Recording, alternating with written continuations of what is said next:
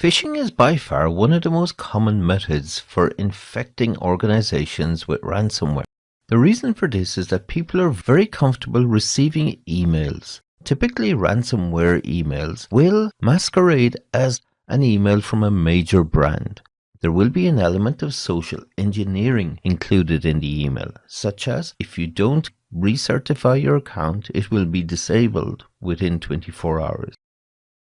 A lot of users will be customers of major brands, and therefore the social engineering aspect tricks them into taking the immediate action and clicking on the phishing link that's included in the email. Here's an example of a phishing email masquerading to come from a major TV and movie streaming company. If the user clicks on the Update Details section at the bottom of this email, they will download ransomware malware to their computer. Another example is one from a global delivery and logistics company. Again, is a major brand. We could come up with many different brands because most of the major global brands have been targeted for phishing email attacks to download ransomware. And finally, here's just one more example from a global online storage company. Again, the criminals are targeting these very well-known companies and brands in order to cast their net as wide as possible and to infect as many people with ransomware as they can. When the user clicks on the click here to view link in this phishing email, their computer will go out to the internet and download malware, which will then infect the computer with ransomware. Let's have a look at the email attachment infection vector.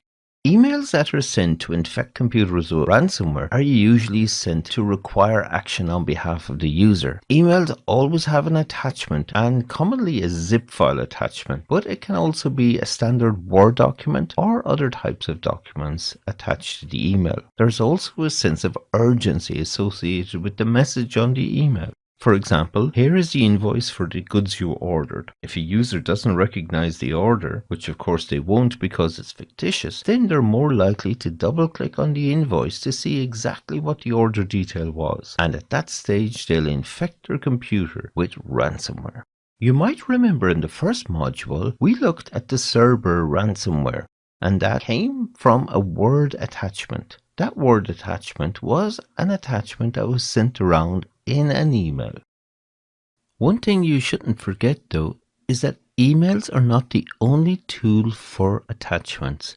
Remember, tools such as Skype, instant messaging tools, and other messaging applications can also have the ability to send attachments. You should also be careful of these tools in case they become the entry point that brings ransomware into your organization.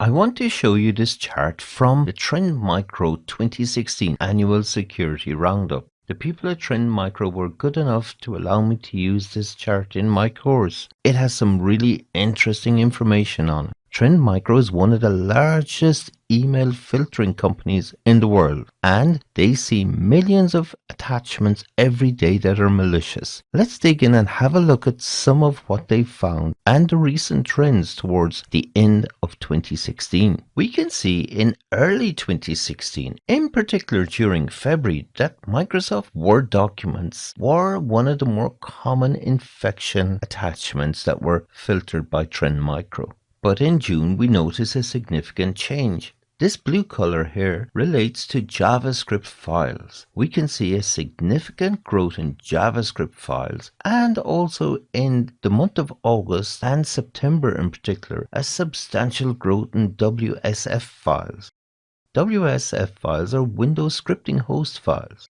Both JavaScript files and the Windows scripting host files can execute scripts on Windows PCs. What this is telling us that criminals were moving away from sending Word documents towards sending scripting files to infect users with ransomware. November was an incredibly interesting month where all the main ransomware infections came from scripting languages. In this case, JavaScript, Windows scripting host files, and also VBS script, all of which execute on the Windows desktop. We can see from the commentary of the report, Trend Micro's analysis has estimated that the JavaScript increase has been caused by a ransom dropper, which is a piece of script that actually facilitates the delivery of the ransomware to the infected PC. In a later slide, we're going to talk about exploit kits. So what you're learning is that there's a whole infrastructure around infecting machines with ransomware. It's not just the ransomware itself, but all the plumbing that goes with the distribution of the ransomware.